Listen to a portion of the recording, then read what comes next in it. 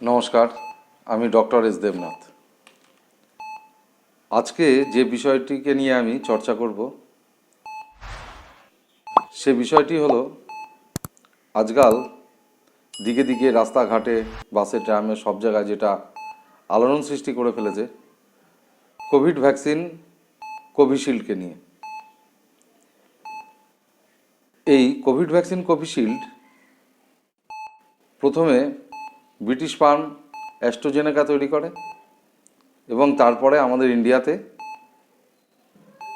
Serum institute of India ও তৈরি করে এবং এটা দিকে দিকে ছড়িয়ে পড়ে।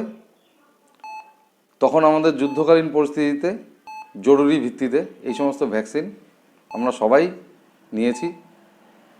সেই কারণে অ্যাস্ট্রাজেনেকা যখন নিজেই স্বীকার করে নিয়েছে যে আমার এই ভ্যাকসিনের একটা সাইড এফেক্ট আছে, পার্শ্ব প্রতিক্রিয়া আছে, সেটা হচ্ছে কি টিটিএস, থ্রম্বোসাইটোপেনিয়া, মানে রক্ত জমে যাওয়া। তো এটার একটা সাইড এফেক্ট তো প্রথমেই আমাদের হয়েছে কিছু কিছু মানুষের। ভ্যাকসিন নেওয়ার সঙ্গে সঙ্গে অল্প জ্বর, মাথায় যন্ত্রণা, গা হাত পা ব্যথা বা কারো কারো গায়ে র্যাশ। যাই হোক, সেকেন্ড ডোজে আরও অনেকেরই বেশি হয়েছে। এটা বিষয়বস্তু নয়।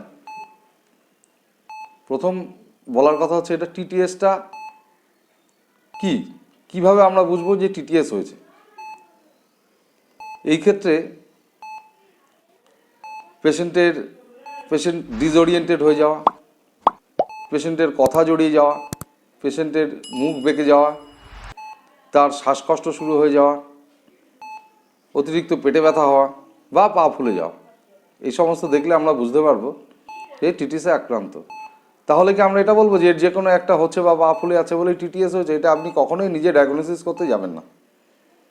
অবশ্যই কোনো একজন ভালো চিকিৎসকের পরামর্শ নেবেন, আশেপাশে কোনো হসপিটালে চলে যাবেন, তারাই ডায়াগনোসিস করবে আপনার টিটিএস কি না। এই ধরনের প্রবলেম তো আমাদের আগেও ছিল। টিটিএস কোথায় কোথায় হতে পারে? করোনারি আর্টারির মধ্যে যদি রক্ত জমে যায় সেই ক্ষেত্রে হার্ট অ্যাটাক হয়ে যেতে পারে। ব্রেনে যদি জমে যায় সেই ক্ষেত্রে সেরিব্রাল স্ট্রোক হতে পারে। পায়ের মধ্যে যদি হয় ডিপ ভেন থ্রম্বোসিস হতে পারে। লাংসের মধ্যে যদি হয় পালমোনারি এম্বলিজম হতে পারে। তো এগুলো যেটাই হোক না কেন সেটা আমরা নিজেরা ডায়াগনোসিস করতে না গিয়ে অবশ্যই কোনো ভালো চিকিৎসকের পরামর্শ নেওয়া উচিত বা হসপিটালে যাওয়া উচিত। এটাও মাথায় রাখতে হবে, টিটিএস যদি হয় সেটা বাড়িতে রেখে ট্রিটমেন্ট করা সম্ভব নয়, এটা অবশ্যই হসপিটালে নিয়ে যেতে হবে। সেক্ষেত্রে হসপিটালে নিয়ে যান। বুকে ব্যথা হচ্ছে, সোয়েটিং হচ্ছে বা আপনার মনে হচ্ছে এই ধরনের যেগুলো আগে বললাম, শ্বাসকষ্ট হচ্ছে, মুখ বেঁকে যাচ্ছে বা কিছু, এগুলো তো আগেও আমাদের ছিল। স্ট্রোক হলে এরকম হতো, এই সমস্ত সাইন সিমটমসগুলো আপনারা জানেন। তো এটা নিয়ে ভয় পাওয়ার তেমন কিছু নেই। একটা জিনিস মাথায় রাখতে হবে, আমাদের এই ভ্যাকসিনটা কি, আমাদের এই যে কোভিশিল্ডটা তৈরি হয়েছিল এটা অ্যাডিনো ভাইরাস ভেক্টর ভ্যাকসিন। এই ভ্যাকসিনের লং টার্ম কোনো সাইড এফেক্ট নেই।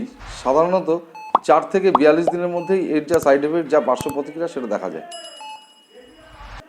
আমাদের ইন্ডিয়াতে এখনও এরকম কোনো কমপ্লেন নেই যে কোভিশিল্ড নিয়ে এরকম এই সমস্ত সমস্যাগুলো হয়েছে। ন্যাচারালি ভয় পাওয়ার কিছু নেই, আতঙ্কিত হওয়ার কিছু নেই।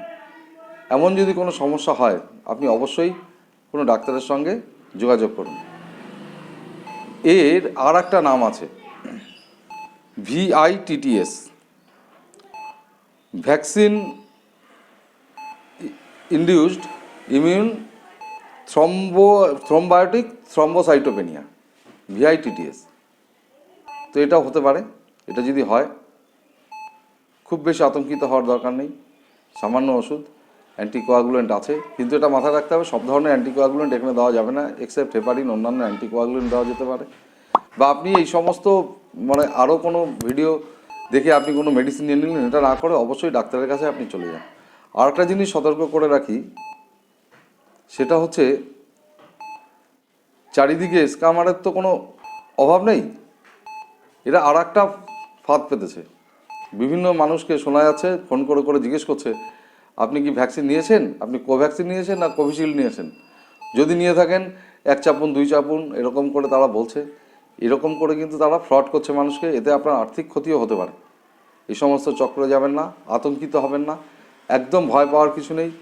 যদি যেগুলো বললাম এমন যদি কিছু আপনার মনে হয় যে আমার এই ধরনের কোনো সমস্যা হচ্ছে, বা আমার বুকে ব্যথা হচ্ছে, বা মুখ বেঁকে যাচ্ছে, বা কথা জড়িয়ে যাচ্ছে, বা পা ফুলে যাচ্ছে, পেটে অসহ্য যন্ত্রণা হচ্ছে, শ্বাসকষ্ট শুরু হয়ে গেছে, এই ধরনের এই সমস্ত কিন্তু টিটিএসের সিমটমস। কিন্তু এগুলো কনফার্ম করার জন্য আপনি নিজে কনফার্ম করতে পারবেন না, এর জন্য অবশ্যই একজন চিকিৎসকের সাহায্য নেওয়া আপনার প্রয়োজন।